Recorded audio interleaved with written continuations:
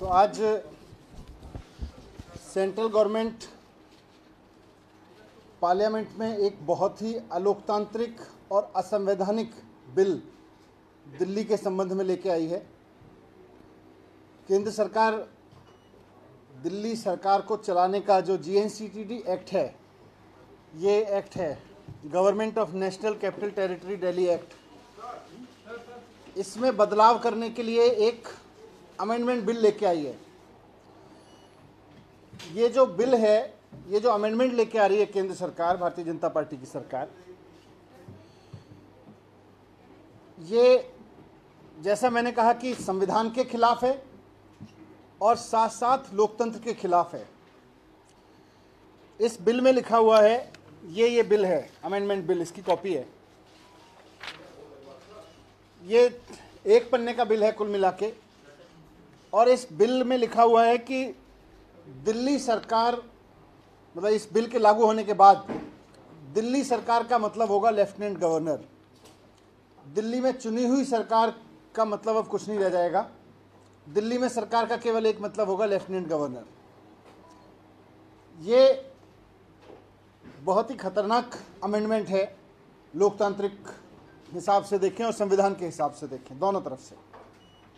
और दूसरा, इसमें लिखा हुआ है कि जो चुनी हुई सरकार है, मंत्रिमंडल है, वो जो भी फैसले लेगा उसकी फाइल अब LG के पास भेजनी पड़ेगी, हर एक फाइल। तो दो अमेंडमेंट है मेन रूप से इसमें। पहला ये कि सरकार का मतलब होगा लेफ्टिनेंट गवर्नर, तो इसका मतलब यह है कि चुनी हुई सरकार का कोई मतलब नहीं रह गया, चुनाव कराने का कोई मतलब नहीं रह गया, मुख्यमंत्री मंत्री का कोई मतलब नहीं रह गया, सरकार केवल LG साहब होंगे। तो ये एक बहुत ही तानाशाही भरा अमेंडमेंट है। और दूसरा, जैसा मैंने कहा कि हर एक फाइल LG के पास भेजनी पड़ेगी, ये भी अपने आप में एक बहुत तानाशाही भरा है कि फिर सरकार चुनने का मतलब क्या रह गया, फिर चुनाव क्यों करवाते हो, फिर डेमोक्रेसी का दिखावा क्यों करते हो। अगर चुनी हुई सरकार, चुने हुए मंत्रियों, चुने हुए मुख्यमंत्री के पास में कोई डिसीजन लेने की पावर ही नहीं है, और अगर सरकार का मतलब हो गया लेफ्टिनेंट गवर्नर, तो फिर ये मंत्री मुख्यमंत्री बनाते क्यों, ये विधानसभा बनाते क्यों, चुनाव कराते क्यों, ये लोकतंत्र होने का, लोकतांत्रिक होने का ढोंग क्यों करते हो। मैं इसको थोड़ा सा विस्तार से आपके सामने रखना चाहता हूं, इसकी हिस्ट्री के साथ में। इसका सारा पावर देश चलता है कॉन्स्टिट्यूशन से। कॉन्स्टिट्यूशन में दिल्ली सरकार कैसे बनेगी, दिल्ली में असेंबली कैसे बनेगी, उसमें सरकार कैसे बनेगी, वो सरकार कैसे काम करेगी, बहुत स्पष्ट रूप से लिखा हुआ है। मैं थोड़ा सा उसके रिलेवेंट पोर्शंस को आपके सामने पढ़ देता हूं। कॉन्स्टिट्यूशन में 239AA एक आर्टिकल है। 239AA में लिखा हुआ है कि there shall be a legislative assembly for national capital of Delhi. Delhi की एक असेंबली होगी, विधानसभा होगी।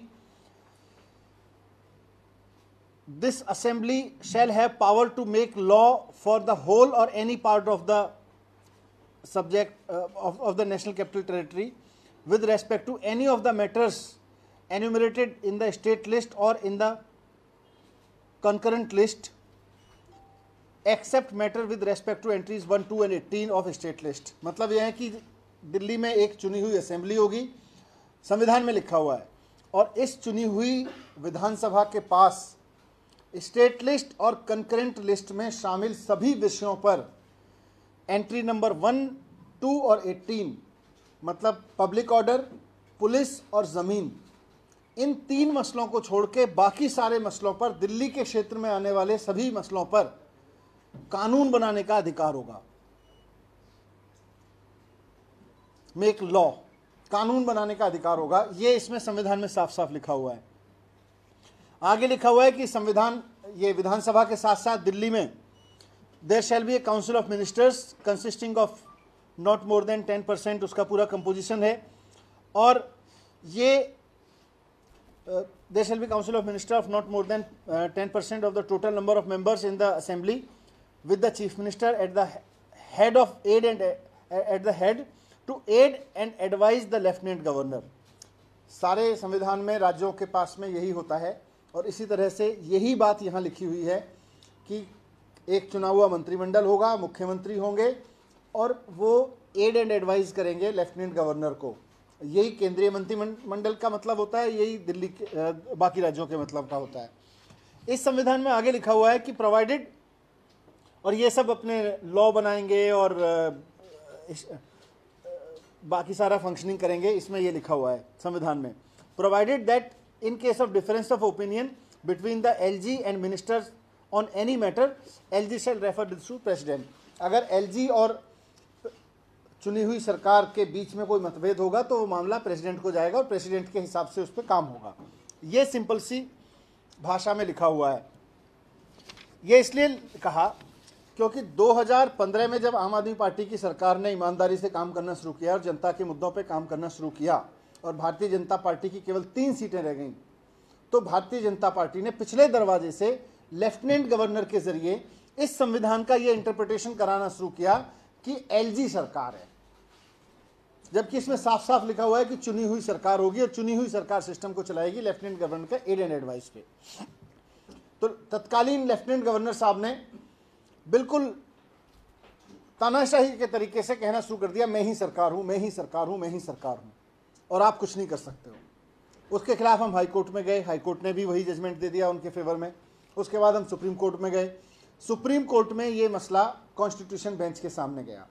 कॉन्स्टिट्यूशन बेंच ने बहुत खूबसूरत शब्दों में कॉन्स्टिट्यूशन में लिखे हुए को इंटरप्रेटेट किया कि इसका मतलब क्या है।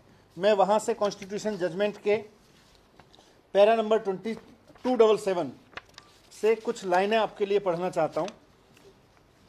पैरा नंबर 277 में जो कॉन्स्टिट्यूशन बेंच का जजमेंट है उसमें साफ साफ लिखा हुआ है कि the constitution being the supreme instrument envisages the concept of constitutional governance. Ours is a parliamentary form of government guided by principle of collective responsibility. ये एक बेसिक उन्होंने दिया। आगे लिखते हैं, कॉन्स्टिट्यूशन बेंच आगे बताती है कि संविधान में लिखे हुए का मतलब है द कैबिनेट ओज a duty towards the legislature for every action taken in any of the ministries and every individual minister is responsible for every act of the ministry. ये कॉन्स्टिट्यूशन बेंच ने कहा है कि हर एक मंत्री और कैबिनेट अपनी अपनी मिनिस्ट्रीज के लिए रेस्पॉन्सिबल हैं, जिम्मेदार हैं। आगे कॉन्स्टिट्यूशन बेंच कहती है, इसको और आगे खोलते हुए, the constitution has mandated a federal balance where an independence of certain required degree is assured to the state governments as opposed in to centralism. A balance, centralism के खिलाफ है हमारा कॉन्स्टिट्यूशन। हमारा कॉन्स्टिट्यूशन फेडरलिज्म के बढ़ावा देता है, ऐसी व्याख्या करते हुए सुप्रीम कोर्ट कहते हैं as oppose to the centralism a balance federal structure mandate that union does not usurp all powers and the states enjoy freedom without any unsolicited interference from the central government with respect to the matter which exclusively fall within their domain. हर एक राज्य की विधानसभा के क्षेत्र में आने वाले दायरे में आने वाले मैटर्स पर केंद्र सरकार जबरदस्ती दखलंदाजी ना करे, इसके लिए कॉन्स्टिट्यूशन ने स्टेट्स को पूरा फ्रीडम दी हुई है। आगे वो लिखते हैं कि ये जो अमेंडमेंट जिसकी मैंने बात कही 239A की, उसके बारे में सुप्रीम कोर्ट ने कहा कि 69th अमेंडमेंट से आया था ये।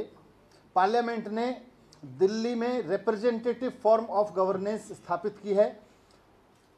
The said provision intend to provide for the capital a directly elected legislative assembly which shall have legislative powers over matters falling within the state list and the concurrent list barring those accepted and a mandate upon the lieutenant governor to act on the aid and advice of the council of ministers.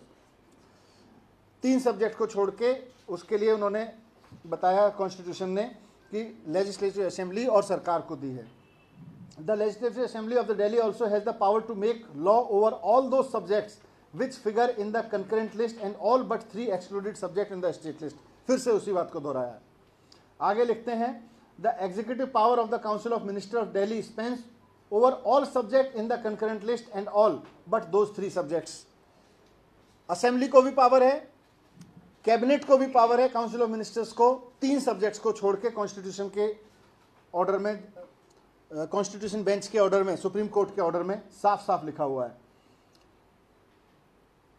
Union of India has exclusive executive power with respect to NCT of Delhi relating to the 3 matters. 3 subject पे उनके पास में exclusive power है, ये supreme court ने साफ किया.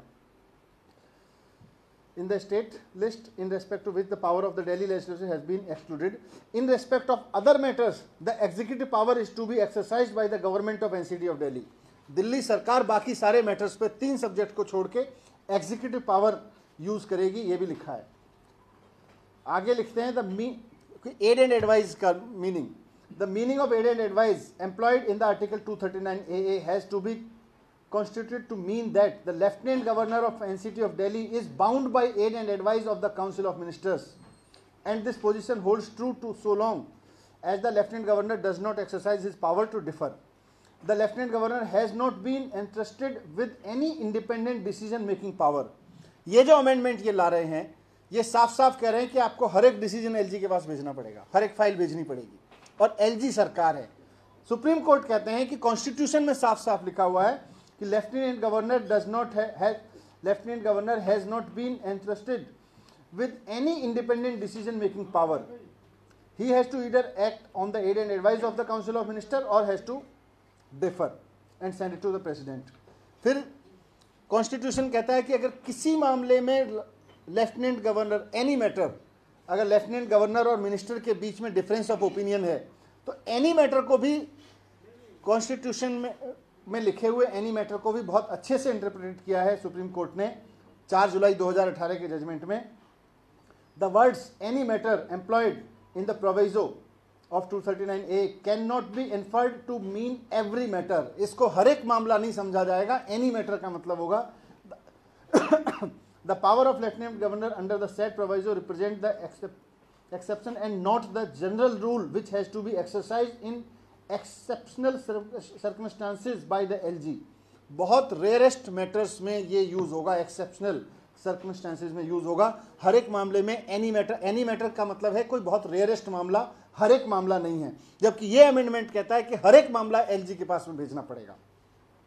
The LG should not act on in a mechanical manner without due application of mind so as to refer every decision of council of minister to the president. आगे लिख रहे हैं the difference of opinion between the LG and council of ministers should have a sound rational and there should not be exposition of the phenomenon of an obstructionist but reflection of the philosophy of affirmative constructionism. मतलब LG जो है, केंद्र सरकार जो है, वो ऑब्स्ट्रक्शनिस्ट की भूमिका नहीं निभाएगी दिल्ली सरकार के द्वारा ली गई पावर्स में, दिल्ली की असेंबली की पावर्स में. एक और पैराग्राफ इंपॉर्टेंट है इसमें. The scheme that has been conceptualised by the insertion of 239AA, जो कॉन्स्टिट्यूशन है उसको और जीएनसीटीडी एक्ट को और टीबीआर ट्रांजैक्शन ऑफ बिजनेस रूल्स, इन तीनों को साथ में पढ़ें तो सुप्रीम कोर्ट कहते हैं this indicates that the lieutenant governor being the administrative head shell be kept informed. ये जो कह रहा है कानून इनका नया कि हर एक फाइल पहले भेजनी पड़ेगी एलजी साहब के पास, उसके बारे में सुप्रीम कोर्ट ने पहले ही लिख दिया कि संविधान में लिखा हुआ है that lieutenant governor shall be kept informed with respect to all the decision making taken by the ministers. The terminology send a copy thereof to the LG, forward to the Lieutenant Governor or submit to the Lieutenant Governor or cause to be furnished to the Lieutenant Governor in the rules lead to only one possible conclusion, that the decision of the council ministers must be communicated to the Lieutenant Governor, but this does not mean that the concurrence of the LG is required. मतलब concurrence की कोई जरूरत नहीं है LG की transferred subjects में. The said communication is imperative to be keep him apprised in order to enable him. So ये basically मोटे तौर पर सुप्रीम कोर्ट ने साफ कह दिया था कि संविधान में लिखे हुए का मतलब है कि दिल्ली के चुने हुए मंत्रिमंडल के पास में पूरी पावर्स होंगी. 3 सब्जेक्ट को छोड़ के लेफ्टिनेंट गवर्नर साहब को ये अधिकार होगा कि वो अगर किसी मामले पे अलग राय रखते हैं तो वो अपनी राय प्रेसिडेंट साहब को कह के उस पर डिफरेंस ऑफ ओपिनियन दे सकते हैं, लेकिन उनसे कंकरेंस लेने की कोई ज़रूरत नहीं होगी. ये साफ साफ कॉन्स्टिट्यूशन बेंच ने कॉन्स्टिट्यूशन में लिखे हुए को समझा दिया है. उसके बाद अब केंद्र सरकार ने, भारतीय जनता पार्टी ने क्या किया है कि अब ये कानून ले आए हैं और इस कानून में लिख दिया है. इस कानून के बाद ये जो सुप्रीम कोर्ट का जजमेंट है ये इसको उलट दे रहा है. यानी कि सुप्रीम कोर्ट के जजमेंट को उलटने का मतलब है कि ये कॉन्स्टिट्यूशन को उलट रहे हैं। कॉन्स्टिट्यूशन में लिखा हुआ है कि चुनी हुई सरकार के पास पावर होंगी, 3 सब्जेक्ट को छोड़ के। ये कह रहे हैं कि चुनी हुई सरकार के पास में 3 सब्जेक्ट तो छोड़ दीजिए, किसी भी मामले में चुनी हुई सरकार सरकार ही नहीं होगी, लेफ्टिनेंट गवर्नर सरकार होंगे। और दूसरा कह रहे हैं कि मंत्रिमंडल को हर एक फाइल अपनी वहां पे भेजनी पड़ेगी एलजी के पास में। फिर ऐसे कैसे काम चलेगा, ऐसे कैसे सरकार चलेगी? फिर मंत्रिमंडल बनाई क्यों रहो, चुनाव करवाई क्यों रहो? तो ये जो भारतीय जनता पार्टी का अप्रोच है, केंद्र में बैठ के जनता के निर्णय के खिलाफ इस तरह की हरकतें करना, साम दाम दंड भेद किसी भी तरह से, पहले तो चुनाव जीतने की कोशिश करना, जब जनता चुनाव में हरा दे तो उसके बाद चुने हुए एमएलएज को खरीद के सरकार बनाने की कोशिश करना, सरकार चलाने की कोशिश करना। और जहां एमएलएज ना बिक पाएं, दिल्ली जैसी जगह पे, जब वो इसमें भी फेल हो गए कि एमएलएज खरीद पाते, तो उसके बाद में उन्होंने कॉन्स्टिट्यूशन के अगेंस्ट जाके, सुप्रीम कोर्ट के जजमेंट के अगेंस्ट जाके ये कानून अमेंडमेंट पास लेके आए हैं। और इसमें कुल मिला के चुनी हुई सरकार की जगह भारतीय जनता पार्टी पिछले दरवाजे से अपनी सरकार बनाने की कोशिश कर रही है।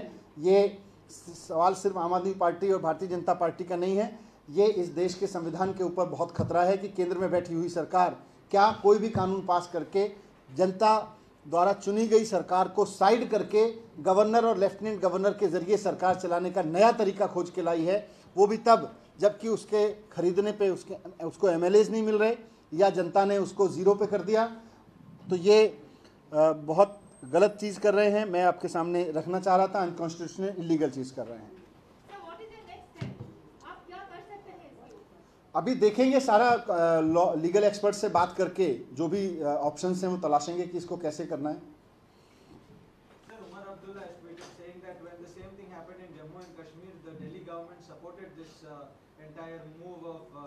taking elected representative, the power of elected representative. Now it's happening same, but we condemn it. But what do you say to this? Bharatiya Janata party Delhi में बुरी तरह से चुनाव हार गई। इस बार 0 सीट दी है उसको, और 0 सीट वाली पार्टी अब क्योंकि केंद्र में बैठी है तो पिछले दरवाजे से दिल्ली में सरकार चलाना चाह रही है। लेकिन सर, उमर अब्दुल्ला का कहना है कि जब कश्मीर में धारा 370 हटी तब आपने समर्थन नहीं किया, लेकिन हम आपके साथ हैं अभी, उन्होंने ऐसा कहा। Thank you.